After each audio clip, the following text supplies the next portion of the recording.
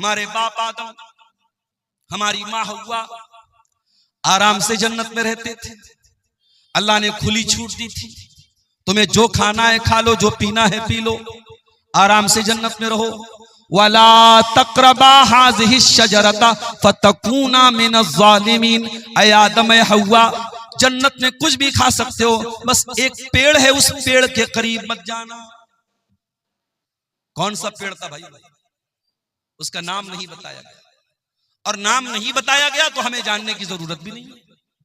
बाज़ लोग बिला वजह ऐसे सवालात ज्यादा करते हैं जिसका कोई मतलब नहीं। मौलवी साहब, वो कौन सा पेड़ था जो आदम अलैहिस्सलाम को अल्लाह ताला ने खाने से मना किया? आपको क्या करना भैया, खाना है? आप क्यों पूछते? इमाम अबू हनीफा रहमतुल्लाह अलैह के उस्ताद थे इमाम इब्राहिम नखई। उनसे किसी ने पूछा कि इब्लीस कुंवारा है या शादीशुदा है, और अगर इब्लीस शादीशुदा है तो उस इब्लीस की बीवी का नाम क्या है? उन्होंने कहा माफ फरमाइए, मैं इब्लीस की शादी में गया नहीं था। अजीबो गरीब सवालात लोग करते हैं। एक आदमी बीड़ी पी रहा है, सिगरेट पी रहा है, और मुझसे आके पूछ रहा है मौलवी साहब, वो हाबिल काबिल में जो झगड़ा हुआ था इस लड़की की वजह से, उस लड़की का नाम क्या था? मैंने कहा आपको रिश्ता भेजना है उसके पास। अजीबो गरीब मसाइल, लोग सवालात के नाम पर भी आज ऐसे सवालात करते हैं कि अल्लाह रहम फरमाए। मेरे प्यारे साथियों, सवाल वो कीजिए उलमा से जो आपके दीन और दुनिया से रिलेटेड हो, जिसका कोई मतलब नहीं। बस अल्लाह ने मना कर दिया उस पेड़ के करीब मत जाओ, अल्लाह ने नाम नहीं लिया, हमें जानने की जरूरत नहीं।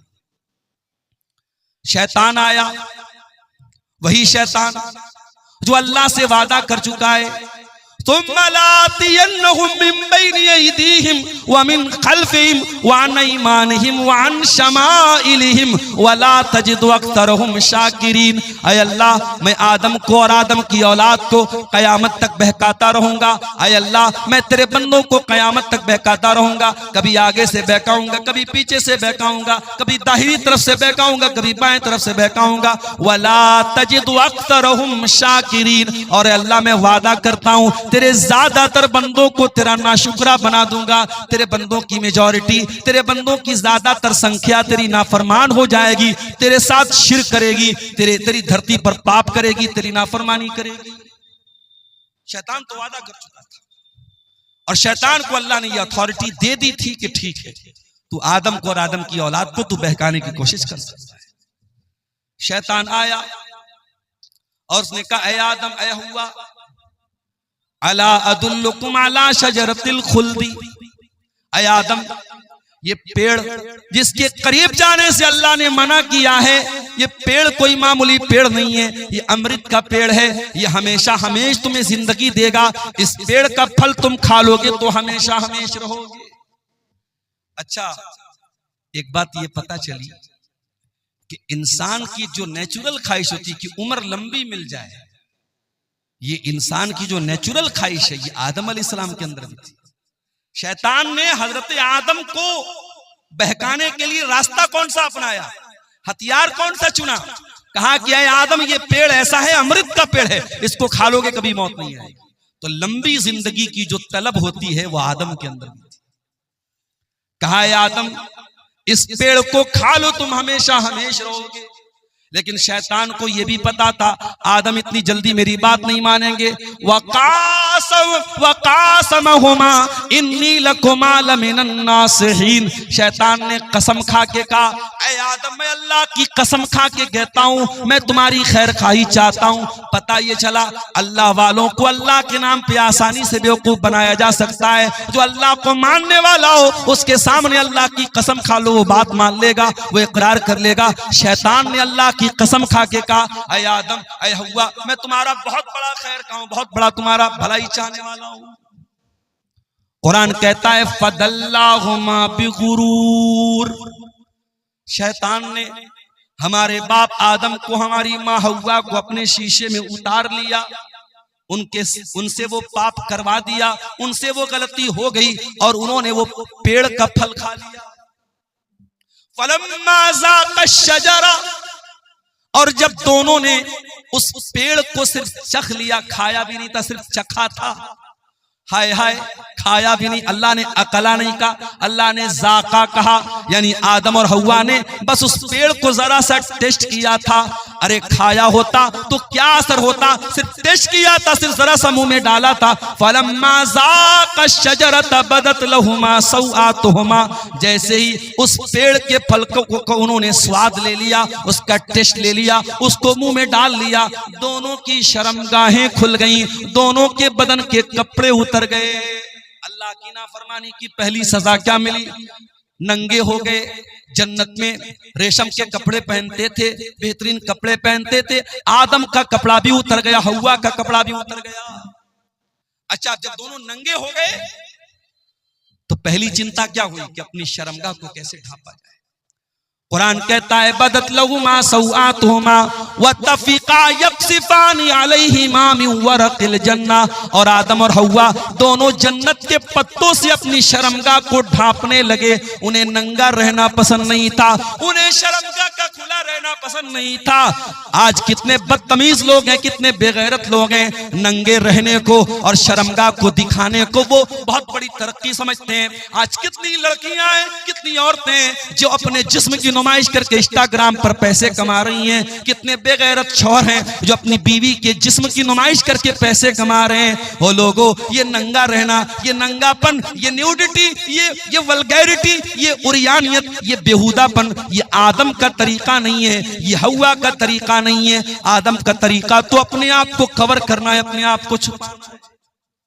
जो हकीकत में आदम की औलाद है, जो आदमी कहलाने के लायक है, जो इंसान कहलाने के लायक है, वो कभी भी वल्गैरिटी को पसंद नहीं करेगा, वो न्यूडिटी को पसंद नहीं करेगा, वो नंगेपन को पसंद नहीं करेगा।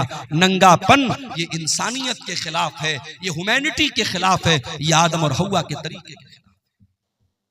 दोनों जल्दी से अपनी शर्मगाह को कवर करने लगे। दोनों को एहसास हुआ हमने बहुत बड़ी गलती कर दी, हमने अल्लाह की नाफरमानी कर दी, हमारे बदन का कपड़ा भी उतर चुका है। दोनों ने अल्लाह की बारगाह में हाथ उठाया और क्या दुआ की, जरा दुआ के अल्फाज पे गौर करो। फरमाया रब्बना ज़लमना अनफुसना व इल्लम तगफिर लना व तरहमना लनकूनन्ना मिनल खासिरीन। परवरदिगार, हमसे ये जो गलती हुई है, हमसे जो तेरी नाफरमानी हुई है, हमने शैतान के झांसे में आके जो ये काम किया है, आय अल्लाह हमने किसी और पर नुकसान, किसी और का नुकसान नहीं किया है। रब्बाना ज़लमना अनफुसना, आय अल्लाह ये गलती करके हमने अपने नफ्स पर बहुत बड़ा जुल्म कर लिया, बहुत बड़ा अत्याचार कर लिया। व इल्लम तगफिर लना, और अगर तूने हमको नहीं बख्शा, व तरहमना, और तूने हम पर रहम नहीं किया, लनकूनन्ना मिनल खासिरीन, तो हमसे ज्यादा खसारा उठाने वाला कोई नहीं होगा। पता ये चला कि जब हम और आप गुनाह करते हैं तो अपने नफ्स पर जुल्म करते हैं, अपने आप पर अत्याचार करते हैं। और आगे बढ़िए, यूनुस अलैहिस्सलाम को देखिए, अपनी कौम को छोड़ के चले गए अल्लाह की इजाजत के बगैर, अल्लाह की मर्जी के बगैर, अल्लाह की इजाजत के बगैर, अल्लाह के हुक्म के बगैर अपनी बस्ती को छोड़ के चले गए। अल्लाह ने कहां पहुंचा दिया? फल्तकमहुल हूत, मछली के पेट में पहुंचा दिया। कितनी बड़ी मछली रही होगी, और उस मछली के पेट में यूनुस अलैहिस्सलाम बिल्कुल सही सलामत है। यह भी अल्लाह की बहुत बड़ी कुदरत है। मछली के पेट में यूनुस अलैहिस्सलाम पहुंच गए। अब जरा गौर करना मेरे भाइयों, समुंदर का अंधेरा है, मछली के पेट का अंधेरा है, रात का अंधेरा है, तीन अंधेरे हैं। यूनुस अलैहिस्सलाम तीन अंधेरों में पहुंच चुके हैं। दुनिया का कोई नेटवर्क वहां नहीं पहुंच सकता है। आज का दौर होता, एयरटेल भी काम न करता, BSNL भी काम न करता, जियो भी काम नहीं करता। आज पहाड़ों पे चले जाओ, मोबाइल का नेटवर्क काम करना बंद कर देता है। फ्लाइट पे चले जाओ, एयरप्लेन मोड में मोबाइल को डालना पड़ता है। आज भी दुनिया इतनी तरक्की कर चुकी है, लेकिन बहुत सारी जगह ऐसी है जहां नेटवर्क नहीं मिलता है, जहां मोबाइल कंपनियों का नेटवर्क नहीं पहुंचता है। वो लोगों, जहां दुनिया के किसी नेटवर्क का कवरेज ना हो, जहां दुनिया का कोई सिम न पहुंच सके, वहां मेरे परवरदिगार का नेटवर्क मौजूद होता है। यूनुस अलैहिस्सलाम मछली के पेट में पहुंच चुके हैं। उन्हें एहसास हो गया मुझसे गलती हो गई, मुझे अल्लाह की इजाजत के बगैर अपनी कौम को छोड़ के नहीं जाना चाहिए था। फनादा फिस्सुलुमात उन्होंने मछली के पेट में अल्लाह को पुकारा, उनके दिल में एक बार भी ये ख्याल नहीं आया ये तो मछली का पेट है, ये तो अंधेरा है, ये तो समुद्र की गहराई है, यहाँ मेरी आवाज अल्लाह तक कैसे पहुंचेगी। यूनुस को यकीन था जहाँ दुनिया का कोई नेटवर्क ना पहुंचे वहां अल्लाह का नेटवर्क मौजूद है। फनादा फिज़्ज़ुलुमात, उन्होंने मछली के पेट में अल्लाह को पुकारा और क्या पुकारा, ला इलाहा इल्ला अंता सुब्हानका इन्नी कुन्तु मिनज़्ज़ालिमीन। ऐ अल्लाह तेरे सिवा मेरा कोई माबूद नहीं, तेरे सिवा मेरा कोई सहारा नहीं, सुब्हानका तू पाक है, इन्नी कुन्तु मिनज़्ज़ालिमीन। ऐ अल्लाह मैं बहुत बड़ा जालिम हूं, मुझसे गलती हो गई, अल्लाह मुझको माफ फरमा दे। ओ लोगों, दुआ मांगने की तमीज सीखो, दुआ मांगने का तरीका सीखो। आगे रमजान आ रहा है, रमजान दुआओं का महीना है, जब रोजा रख के तुम अल्लाह से दुआ करोगे अल्लाह जरूर तुम्हारी दुआ को सुनेगा। इसलिए कि अल्लाह कुरान में जहां रमजान का जिक्र करता है, जहां रोजे का जिक्र करता है, वहीं अल्लाह ये भी कहता है वइज़ा सालका इबादी अन्नी फइन्नी करीब। ऐ मेरे नबी, जब मेरे बंदे आपसे मेरे बारे में सवाल करें तो जवाब दे दीजिए मैं करीब हूँ। उजीबु दावतद दाई, मैं दुआ करने वालों की दुआओं को सुनता हूँ। शर्त ये फलयस्तजीबू ली वलयुमिनू बी, बंदे मेरी बात तो माने, बंदे मेरे ऊपर ईमान तो ले आए। अगर आप अल्लाह की बात मानेंगे अल्लाह पर ईमान लाएंगे, अल्लाह आपकी हर दुआ सुनने को तैयार है। हमें दुआ मांगने का तरीका ही नहीं आता मेरे साथ। यूनुस ने अल्लाह से कितनी प्यारी दुआ मांगी, इसीलिए अल्लाह के नबी फरमाते हैं दावतो ज़िन्नून, मछली वाले नबी की दुआ, जब मुसलमान किसी मुसीबत में पड़ता है तो अल्लाह ताला जरूर उसकी मुसीबत को दूर करेगा। ये बहुत प्यारी दुआ है, ला इलाहा इल्ला अंता सुब्हानका इन्नी कुन्तु मिनज़्ज़ालिमीन। ऐ अल्लाह तेरे सिवा मेरा कोई माबूद नहीं है, तू पाक है, मैं जालिम हूँ। जरा इस दुआ के अंदर भी गौर करो, बंदा अपने आप को जालिम कह रहा है, इसका मतलब ये हुआ कि जब भी हम कोई गुनाह करते हैं तो पहले अपना नुकसान करते हैं। और ये बात याद रखो मेरे साथ, आपके गुनाहों की सजा आपके बच्चे भी भुगत रहे हैं, हमारे गुनाहों की सजा हमारा परिवार भी भुगतता है। हम कोई पाप करते हैं उसका असर हमारे बच्चों पर भी पड़ता है, हमारी बीवी पर भी पड़ता है, हमारे परिवार पर भी पड़ता है, हमारी पूरी जिंदगी पर पड़ता है।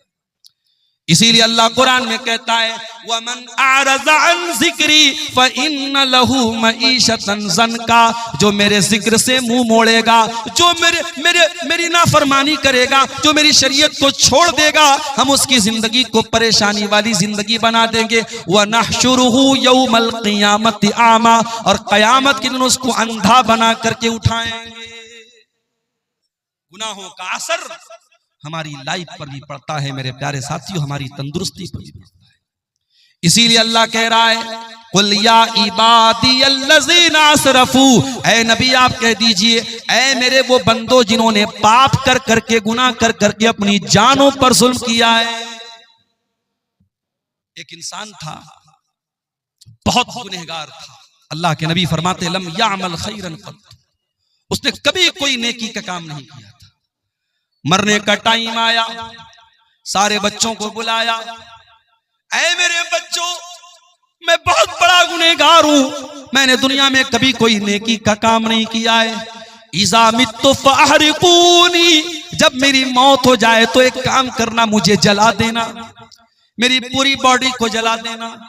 और जब मेरी पूरी बॉडी राख बन जाए, मेरा पूरा जिस्म जब राख बन जाए, मेरी राख के दो हिस्से कर देना, आधी राख को समंदर में फेंक देना, आधी राख को खुशकी में कहीं उड़ा देना। अगर अल्लाह ताला मुझे अजाब देने पर कादिर है तो वो तब भी मुझे अजाब दे देगा। मेरे बेटो ये तरीका तुम अपना लेना, शायद मैं अल्लाह के अजाब से बच जाऊं।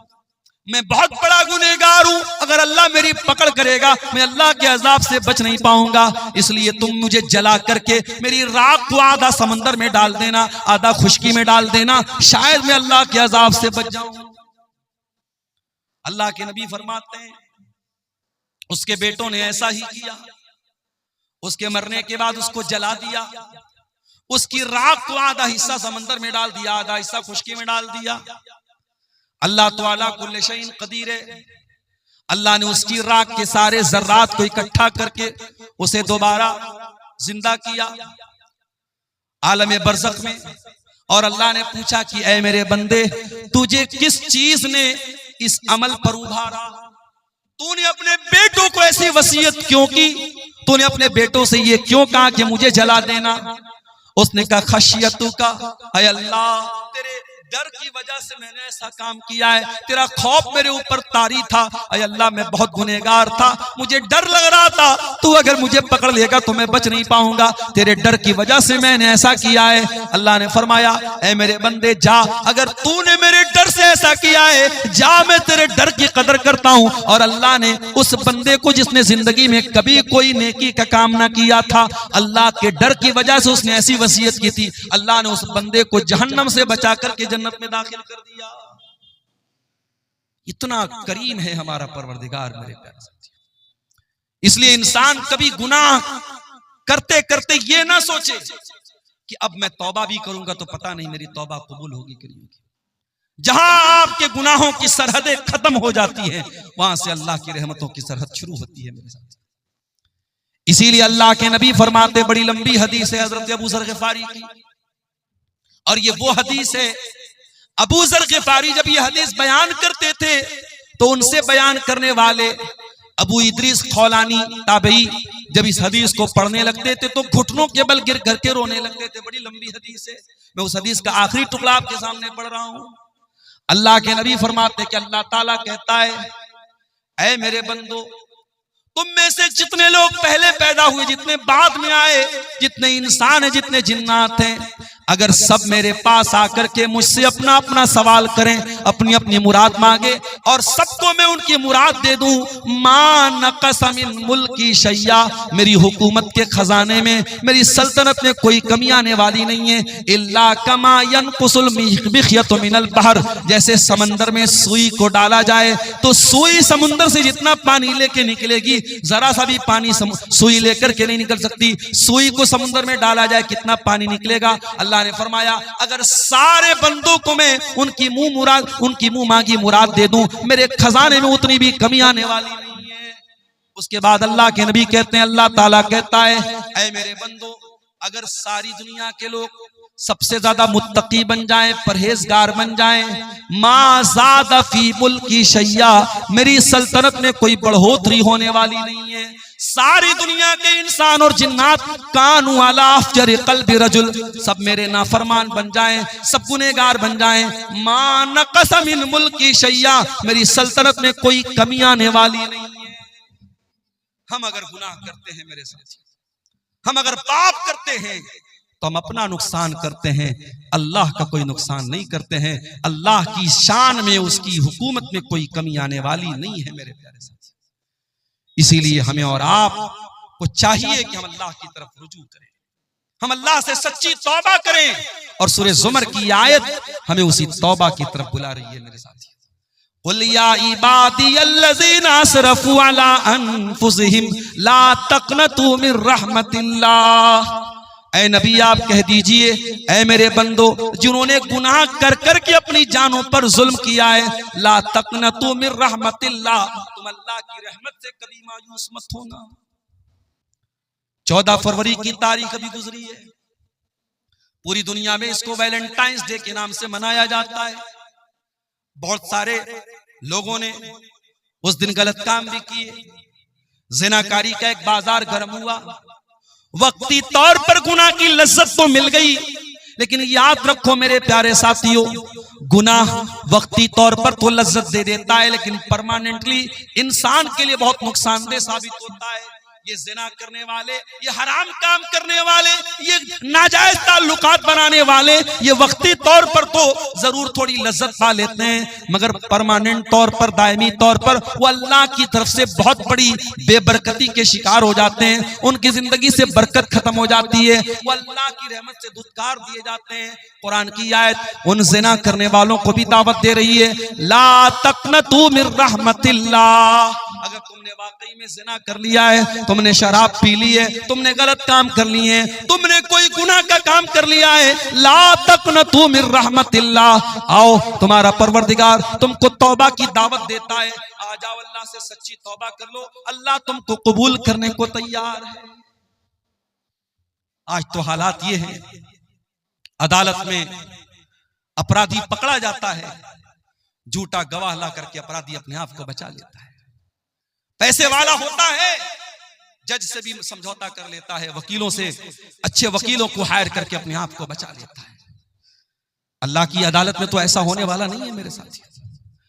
अल्लाह की अदालत में ना झूठा गवाह आएगा, न कोई गलत सबूत आप लेकर आ पाएंगे। अल्लाह की अदालत में तो अल्लाह जबान पर मुहर लगा देगा। फरमाया अल यौमा नख्तिमु अला अफवाहिहिम व तुकल्लिमुना अयदीहिम व तशहदु अर्जुलुहुम बिमा कानू यक्सिबून।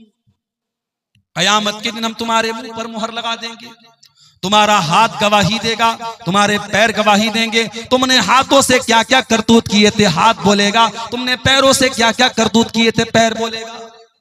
हत्ता इज़ा मा जाऊहा शहीद अलैहिम समउहुम व अबसारुहुम व जुलूदुहुम बिमा कानू यामलून। कयामत के दिन जब तुम अल्लाह की बारगाह में आओगे, तुम्हारा कान भी तुम्हारे खिलाफ गवाही देगा। ओ कानों में एयरपॉड लगा करके दिन रात गाना सुनने वालों, ओ म्यूजिक में रातें बसर करने वालों, ओ बाइक चलाते हुए गाना सुनने वालों, ओ कार चलाते हुए गाना सुनने वालों, तुमने कानों से क्या क्या सुना है, ये कान कल कयामत के दिन गवाही देंगे। हत्ता इज़ा मा जाऊहा शहीद अलैहिम समउहुम व अबसारुहुम।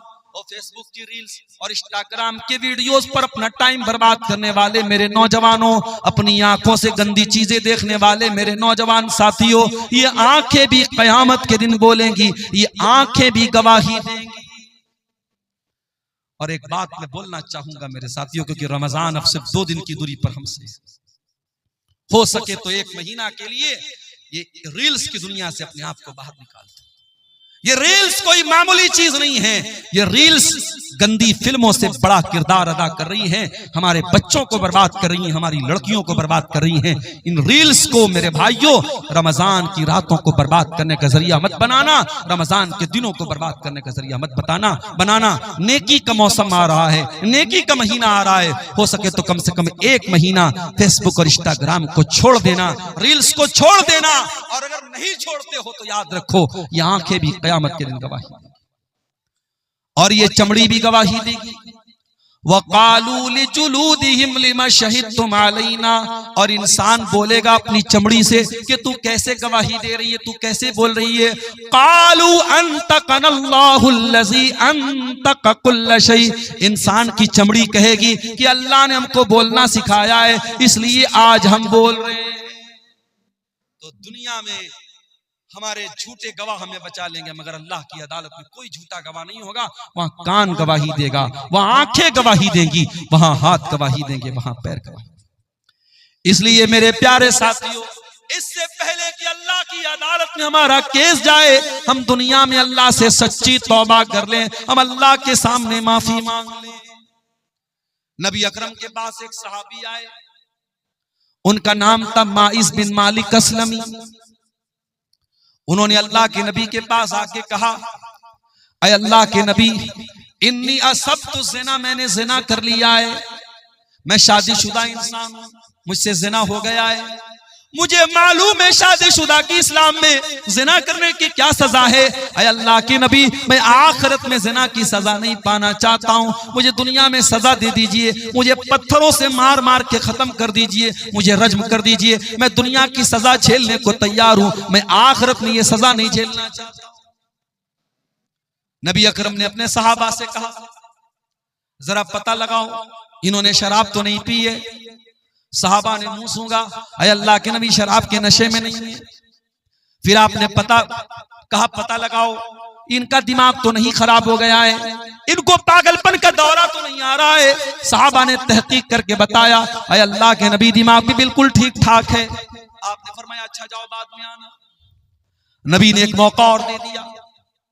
कुछ दिनों के बाद माइस बिन मालिक अस्लमी फिर आते हैं, अय अल्लाह के नबी मुझे ज़िना की सजा दे दीजिए, मैंने बहुत बड़ा पाप कर लिया है। आपने फरमाया जमीन में गड्ढा खोदो। गड्ढा खोदा गया, माइस का आधा धड़ गड्ढे में डाला गया, आधा धड़ बाहर रखा गया और पत्थरों से मार मार के माइस बिन मालिक असलमी को कत्ल किया गया। उनको ज़िना की सजा दी गई, उनको रज्म किया गया, उनको मार दिया गया। जब माइस को ये सजा दी गई, आपने उनके मरने के बाद कहा इनको कफनाया जाए, मैं इनका जनाजा पढ़ाऊंगा। हजरत उमर फारूक ने कहा अल्लाह के नबी कैसी बात कर रहे हैं, एक जानी का जनाजा आप पढ़ाएंगे, एक ज़िना करने वाले के जनाजे की नमाज आप पढ़ाएंगे? आपने फरमाया लक़द ताब तौबतन लौ ताबहा सबऊन मिन अहलिल मदीनति लवसियतहुम। ऐ उमर तुम्हें क्या मालूम ये इसने कितनी सच्ची तौबा की है। ऐ उमर ये चाहता तो अपने आप को बचा सकता था, कौन जानता था इसने ज़िना किया है। इसने आकर के मेरे पास सच्ची तौबा की है, इसने आकर के अपने गुनाह का इकरार किया है। ऐ उमर इसने इतनी सच्ची तौबा की है, अगर मदीना के 70 गुनहगार भी ऐसी तौबा कर लेते तो अल्लाह 70 गुनहगारों को माफ कर देता। नबी ने जनाजे की नमाज पढ़ाई और इस वाक़े के कुछ ही दिनों के बाद अल्लाह के रसूल के पास एक औरत आती है। उस औरत का नाम तो नहीं मालूम, लेकिन वो कबीले गामिद की औरत थी, गामिदिया, उसको हदीसों में गामिदिया का नाम आया है। गामिदिया औरत आती है और वो आकर के कहती है अल्लाह के नबी मुझे पाक कर दीजिए, मैंने भी ज़िना किया है। और बाज़ उलमा ने लिखा कि माइस बिन मालिक असलमी ने इसी के साथ ज़िना किया था, वल्लाहु आलम, इसका कोई प्रूफ नहीं है। उसने आकर के कहा अल्लाह के नबी मुझे ज़िना की सजा दे दीजिए। आपने उसको टालने की कोशिश की। उसने कहा अल्लाह के नबी आप मुझे टालना चाहते हैं जैसे आप माइस बिन मालिक को टालना चाहते थे। अय अल्लाह के रसूल इन्नी लहुबला, मैं हमल से हूँ, मैं पेट से हूँ, मेरे पेट में बच्चा भी है, वलदुज़ ज़िना भी है। अय अल्लाह के नबी मैं वाकई में ये पाप मैंने किया है, मुझको आप ज़िना की सजा दे दीजिए। नबी अकरम ने कहा अगर वाकई में तुम हमल से हो तो जाओ, जब बच्चे की डिलीवरी हो जाए, जब बच्चा पैदा हो जाए तब तुम मेरे पास आना। यहाँ अपराधी अपने आप को बचाता है, यहाँ अपराधी खुद चल के आया है और अल्लाह के नबी उसको बचने का मौका दे रहे हैं। 9 महीने का टाइम आपने दे दिया। 9 महीने के बाद जब बच्चा पैदा हो गया, वो औरत अपने बच्चे को गोद में लेकर के आती है। अय अल्लाह के नबी मैं वही औरत हूँ गामिदिया, बच्चा पैदा हो चुका है, ये बच्चा ले लीजिए और मुझको ज़िना की सजा दे दीजिए। आपने फरमाया नहीं नहीं, बच्चा अभी बहुत छोटा है, अभी माँ के दूध के बिना ये बच्चा नहीं रह पाएगा। जब तक ये माँ का दूध पी रहा है तुमको सजा नहीं मिलेगी। जाओ, जब बच्चा दूध छोड़ देगा, जब रोटी खाने लगेगा तब तुम मेरे पास आना। 2 साल का टाइम आपने और दे दिया। जरा गौर करो मेरे प्यारे साथियों, 2 साल लंबा टाइम होता है।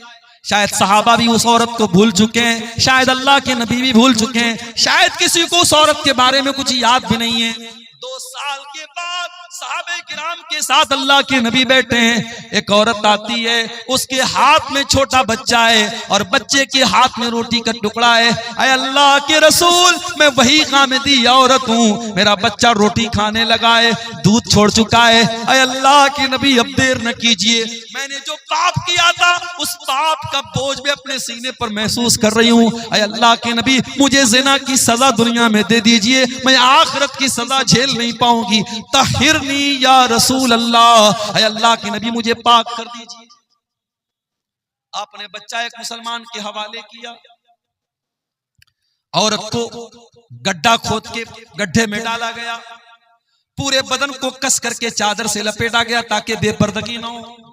हाय हाय, औरत को ज़िना की सजा हो रही है, पत्थरों से मारा जाएगा, लेकिन इस्लाम औरत के पर्दे का कितना ख्याल रखता है कि ये सजा भी बेपर्दगी के साथ नहीं दी जाएगी। आज दुनिया वाले अपने आप को कहते हैं हमने औरत को बड़ी इज्जत दे दी। अरे तुमने क्या इज्जत दी? अमेरिका का वो आदमी जिसका नाम जेफरी एप्स्टीन है, जिसके नंगेपन की फिल्में आज दुनिया के सामने आ रही हैं, जो 6 साल से लेकर के 14 साल तक की बच्चियों के साथ रेप किया करता था।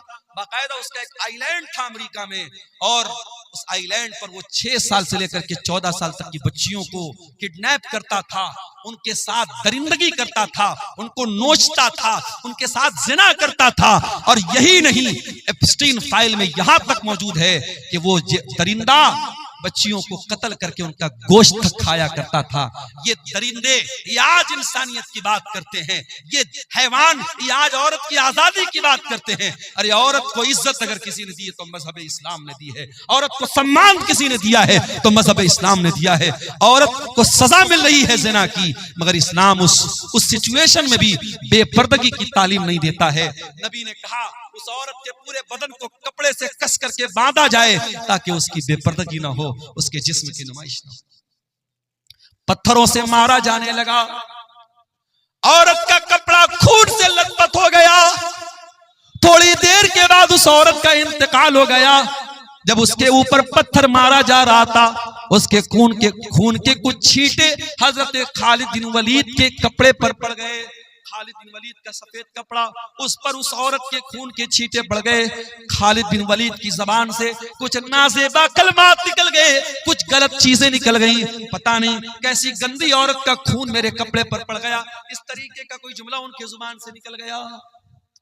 नबी ने फरमाया महलन या खालिद, ऐ खालिद खबरदार, अपनी जबान को लगाम दो।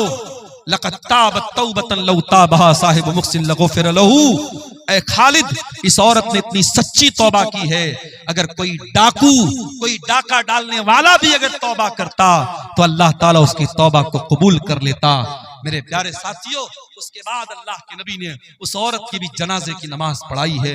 इसको तौबा कहते हैं। मेरे प्यारे साथियों, जब गुनहगार अपने गुनाहों के एहसास के बोझ के तले दब जाए और अल्लाह से अपनी गुनाहों की माफी मांगे, इसको तौबा कहते हैं। तौबा कोई खिलवाड़ नहीं है मेरे प्यारे साथियों, तौबा कोई मजाक नहीं है। जब तक इंसान को अपने गुनाहों का एहसास न हो, जब तक अपने गुनाहों की जिंदगी पर शर्मिंदगी न हो, नदामत न हो, जब तक उसकी आंखों से नदामत के आंसू न बहते हो, तब तक तौबा का कोई मतलब नहीं। और ये भी याद रखो मेरे प्यारे साथियों, अगर इंसान ने कोई ऐसा गुनाह किया है जिसका ताल्लुक हुकूकुल इबाद से है, किसी की जमीन हत्या ली, किसी का माल हड़प लिया, किसी के साथ चीटिंग कर ली, बेईमानी कर ली, फ्रॉड कर लिया, किसी की जमीन पर नाजायज कब्जा कर लिया, किसी के मकान पर तजावुज कर लिया, तो ये वो गुनाह है जो सिर्फ तौबा करने से माफ नहीं होगा, जो सिर्फ अल्लाह के सामने रोने से माफ नहीं होगा।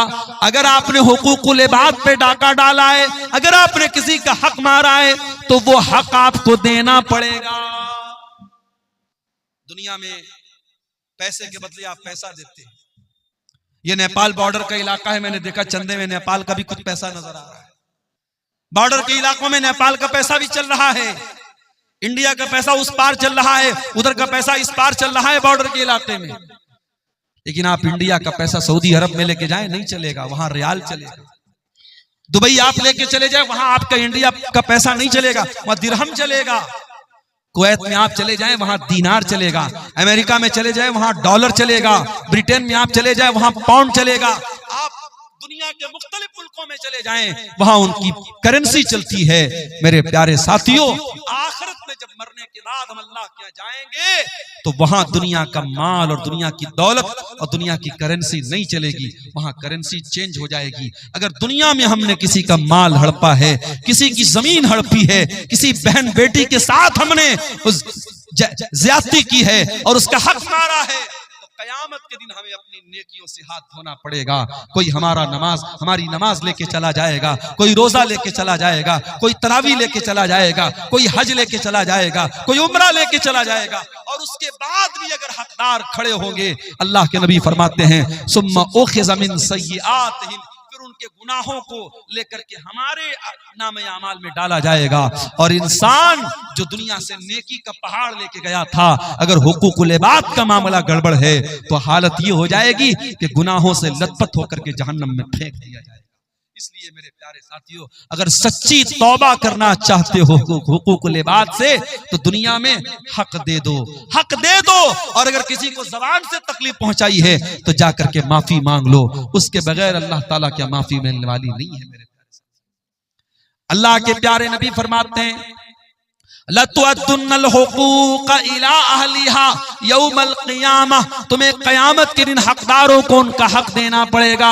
हत्ता युक़ादल शातिल जलहाई मिनश्शातिल करना, यहाँ तक कि अगर बगैर सींग वाली बकरी को सींग वाली बकरी ने मारा है, अगर सींग वाली बकरी ने बगैर सींग वाली बकरी को मारा है तो उसका भी क़िसास लिया जाएगा, उसका भी बदला लिया जाएगा। क़यामत के दिन उसका भी क़िसास लिया जाएगा मेरे साथियों। इसलिए मेरे प्यारे साथियों, अल्लाह से सच्ची तौबा करो। और सूरह ज़ुमर की आयत नंबर 53 हमें उसी की दावत दे रही है। कुल या इबादियल्लज़ीना असरफू, ऐ मेरे वो बंदो जिन्होंने गुनाह कर करके अपनी जानों पर जुल्म किया है, ला तक़नतू मिन रहमतिल्लाह, तुम अल्लाह की रहमत से मायूस न होना। आगे रमजान आ रहा है, अगर आप तौबा करना चाहते हैं, अगर अपनी जिंदगी को चेंज करना चाहते हैं, अपने अंदर परिवर्तन लाना चाहते हैं, रमजान से अच्छा कोई मौका नहीं है। रमजान हमारी जिंदगी में चेंजिंग लाता है। सुबह 4 बजे उठ करके हम आम दिनों में कुछ खाते नहीं है, लेकिन रमजान में उठ करके सहरी खा रहे हैं। दोपहर का खाना हम रोजाना खाते हैं, रमजान में दोपहर का खाना क्या होता है हम भूल जाते हैं। हम दोपहर में कुछ नहीं खाते हैं, हम शाम को 5 बजे इफ्तार कर रहे हैं। रमजान ने हमारे खाने का टाइम चेंज कर दिया, हमारे पान पीने का टाइम चेंज कर दिया, हमारे सोने का टाइम चेंज कर दिया। जो रमजान हमारे खाने पीने सोने का टाइम चेंज कर सकता है, वो रमजान हमारे गुनाहों की दुनिया को भी चेंज कर सकता है। अगर कोई शराब पीता है, आए सच्ची तौबा करे कि इस रमजान से मैं शराब को हाथ नहीं लगाऊंगा। कोई सिगरेट पी रहा है, कोई नशा कर रहा है, कोई जिना कर रहा है, आए और इस रमजान में अल्लाह से सच्ची तौबा करे, अल्लाह अब मैं जिना के करीब नहीं जाऊंगा, मैं शराब के करीब नहीं जाऊंगा, मैं हराम काम के करीब नहीं जाऊंगा। मेरे प्यारे साथियों, रमजान एक बेहतरीन मौका है अल्लाह से सच्ची तौबा। और इसीलिए रमजान के आखिरी अशरे में जो एक रात आती है, जिस रात को अल्लाह ने खैरुम मिनल फिशार 1000 महीनों से अफजल कहा है। 1000 महीना कितना होता है? 84 साल। एक रात की इबादत 84 साल से भी बेहतर है, उससे अफजल है वो रात रमजान के आखिरी अशरे की कोई रात है। हजरत आयशा ने पूछा, अय अल्लाह के नबी, अरअयता इन अलिमतु अय्य लैलतिन लैलतुल क़द्र, अय अल्लाह के नबी अगर मुझे पता चल जाए कि कौन सी रात कद्र की रात है, अगर मुझे मालूम हो जाए कि कौन सी रात शब कद्र है, मैं उसमें क्या पढ़ूंगी? आपने फरमाया, अय आयशा तुम ये दुआ पढ़ा करो, अल्लाहुम्मा इन्नका अफ़ुव्वुन तुहिब्बुल अफ़्वा फ़अफ़ु अन्नी, अय अल्लाह तू माफ करने वाला है, तू माफी को पसंद करता है, मुझको भी माफ कर दे। कितनी प्यारी दुआ है। रमजान के आखिरी अशरे में ताक रातों में है, हम अल्लाह से ये दुआ कर रहे हैं। हम अल्लाह से कारोबार नहीं मांग रहे हैं, जायदाद नहीं मांग रहे हैं, खेत खलिहान नहीं मांग रहे हैं, बच्चों की तंदुरुस्ती नहीं मांग रहे हैं, बीवी की सेहत नहीं मांग रहे हैं। हम क्या मांग रहे हैं? अल्लाहुम्मा इन्नका अफ़ुव्वुन तुहिब्बुल अफ़्वा, अय अल्लाह तुम माफ करने वाला है और तुम माफी को पसंद करता है। अय अल्लाह तो कुरान में बार बार कहता है, व इन ताफू व तस्फहू, ऐ मेरे बंदो तुम माफ कर दो ज्यादा बेहतर है। तुम बदला ले सकते हो, तुम इंतकाम ले सकते हो, मगर माफ कर दो तो ज्यादा बेहतर है। अय अल्लाह तू कुरान में बार बार ये ऐलान करता है, मेरे बंदो माफ कर दिया करो, मेरे बंदो दरगुजर कर दिया करो। अय अल्लाह इन्नका अफ़ू, तू माफ करने वाला है, तुहिब्बुल अफ़्वा, माफी को पसंद करता है, फ़अफ़ु अन्नी, अय अल्लाह मैं भी तेरा पापी बंदा हूँ, मैं गुनाहों की गठरी लेके आया हूँ, मैं गुनाहों की पोटली लेके आया हूँ। अय अल्लाह रमजान की ताक रातों में तेरी बारगाह में हाथ उठा के दुआ कर रहा हूँ, अय अल्लाह तू मेरे पापों को माफ कर दे, मुझे दरगुजर कर दे। ये दुआ भी मेरे प्यारे साथियों हमें सिखा रही है कि रमजान का बहुत अहम काम क्या है, हम तौबा करें।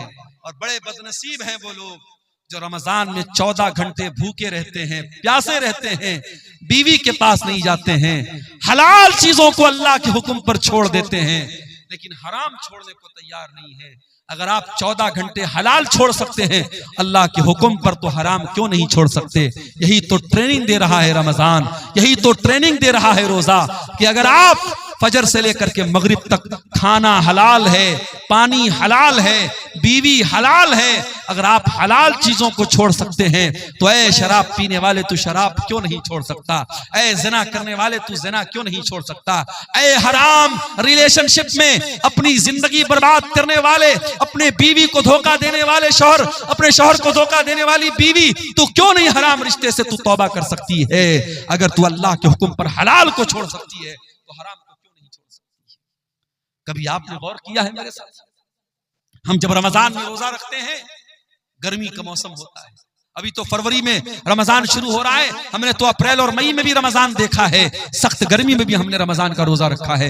जब गर्मी में रोजा आता है हम क्या करते हैं, सुबह फजर के टाइम हमने सहरी की, जोहर का टाइम आया, हम मस्जिद में आए, वजू बनाने के लिए हमने पानी मुंह में डाला, कुल्ली के लिए पानी मुंह में डाला, हमने हलक बिल्कुल सूख के कांटा बना है, पानी मुंह में गया है, पानी के 2-4 कतरे अगर हलक के नीचे डाल ले, कौन देखने वाला है, कोई कैमरा तो नहीं लगा है यहाँ पे, हमारे बगल वाले को भी नहीं मालूम होगा कि हम कुल्ली करने के लिए मुंह में पानी डाल रहे, पानी अंदर जा रहा है, उसको भी नहीं पता चलेगा।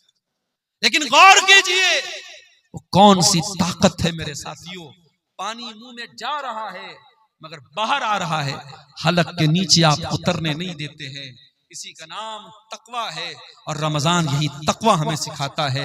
या अय्युहल्लज़ीना आमनू कुतिबा अलैकुमुस्सियामु कमा कुतिबा अलल्लज़ीना मिन क़ब्लिकुम लअल्लकुम तत्तक़ून।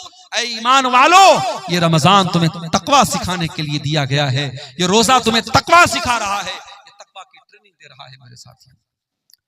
असर का टाइम हो गया, भूख और प्यास के मारे आपका बुरा हाल है, आप अपने कमरे में आते हैं, कमरे में फ्रिज रखा हुआ है, फ्रिज में केला भी है, अनार भी है, अमरूद भी है, सेब भी है, शहद भी रखा हुआ है, तरह तरह की चीजें रखी हुई है। आप अगर कमरा बंद करके 2-4 केले खा ले, कौन पूछने वाला है, 2-4 सेब खा ले, कौन पूछने वाला है, 2-4 चीजें खा ले, कौन पूछने वाला है, ठंडा ठंडा पानी पी ले, कौन पूछने वाला है।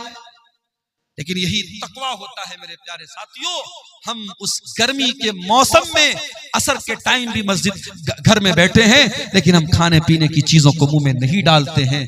मेरे अजीजों, मेरे भाइयों, मेरे बुजुर्गों, अगर रमजान हमें ये तकवा सिखाता है तो रमजान हमें तौबा भी सिखाता है। हम अल्लाह से सच्ची तौबा करें, जो नमाज नहीं पढ़ते हैं आए और तौबा करें और इरादा करें कि इस रमजान से 5 टाइम की नमाज की पाबंदी शुरू करेंगे।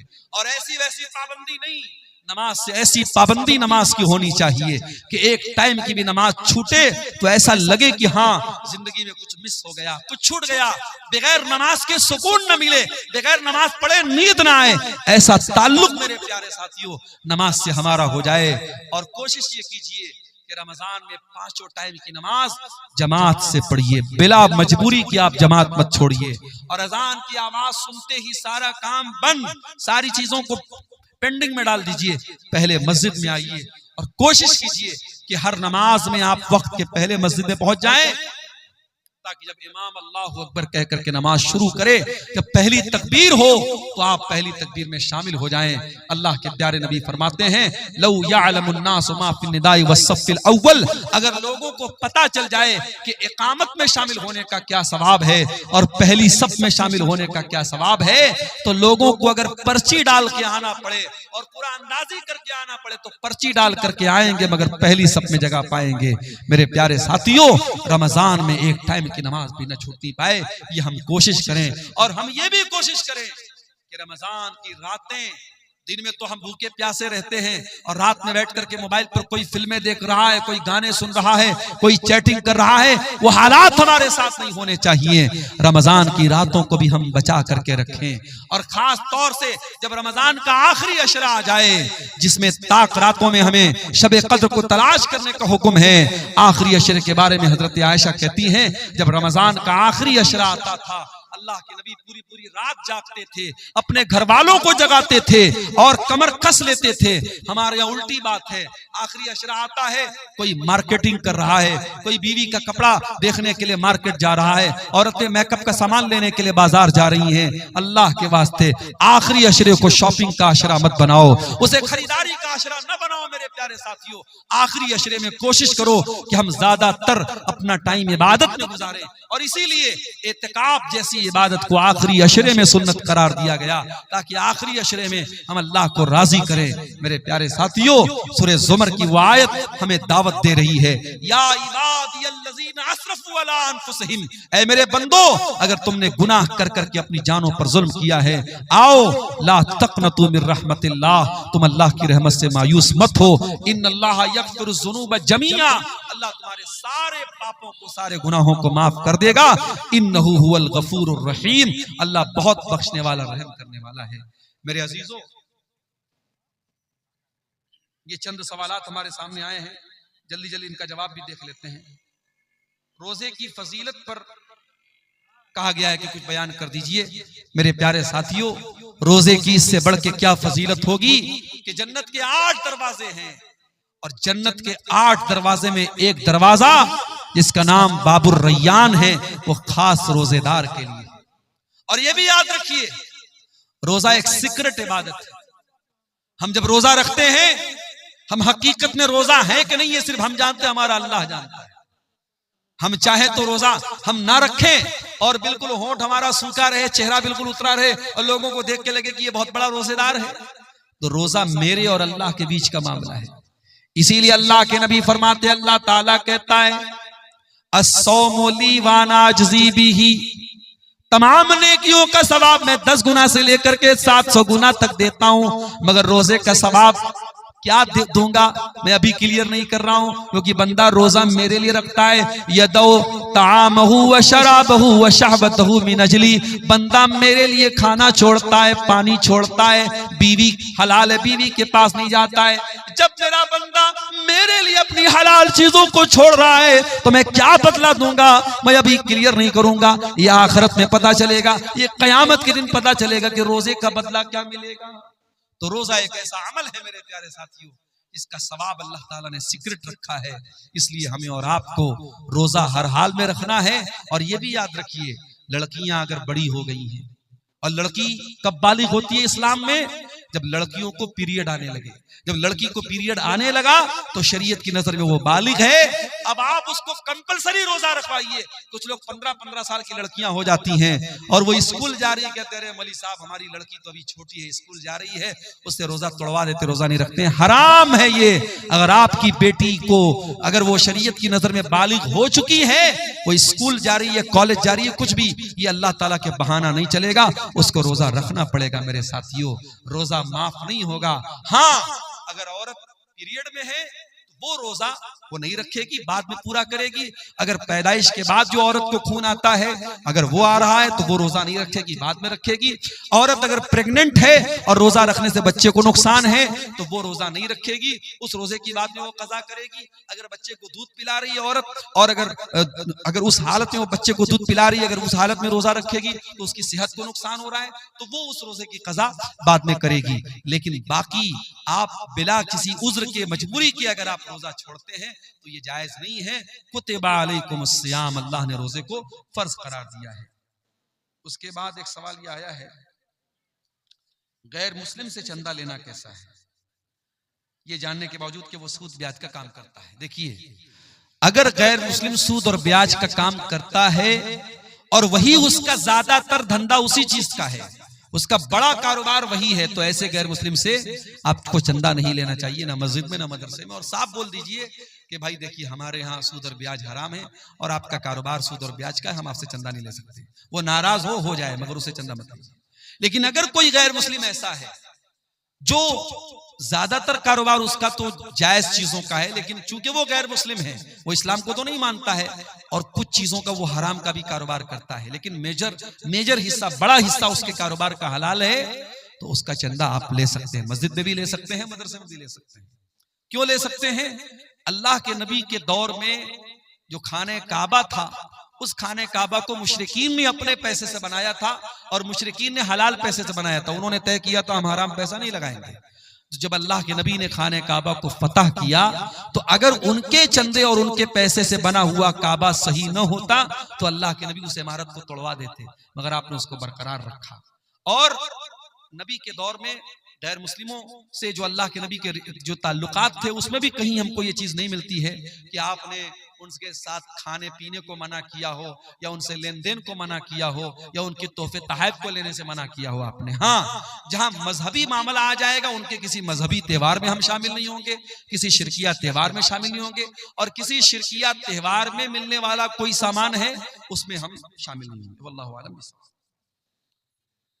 नमाज के लिए इमामत का सबसे ज्यादा हकदार कौन है? अल्लाह के नबी की बड़ी साफ हदीस है, या उम्मुल कौम अक़रउहुम लिकिताबिल्लाह, कुरान को सबसे ज्यादा पढ़ने वाला। कुरान को सबसे ज्यादा कौन पढ़ता है?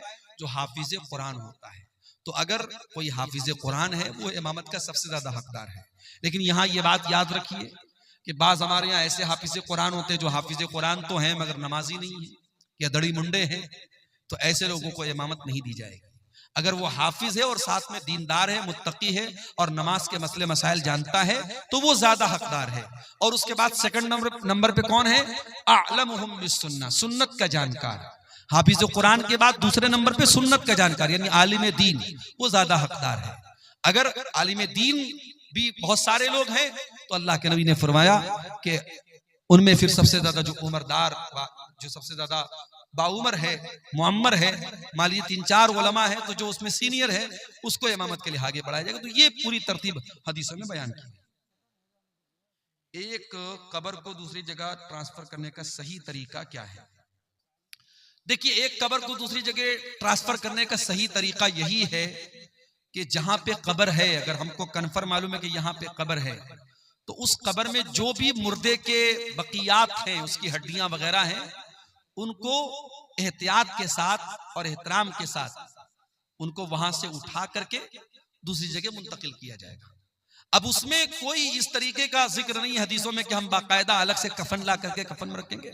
आप नॉर्मली भी उसको उठा करके दूसरी जगह दफन कर सकते हैं, लेकिन हाँ, किसी हड्डी वगैरह को तोड़ने की इजाजत नहीं है।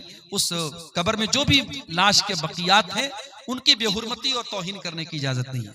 और बहुत इमरजेंसी केस में ही एक कब्र को दूसरी जगह मुंतकिल किया जाएगा, बिला वजह ऐसा करना ठीक नहीं है। वल्लाहु आलम बिस्सवाब।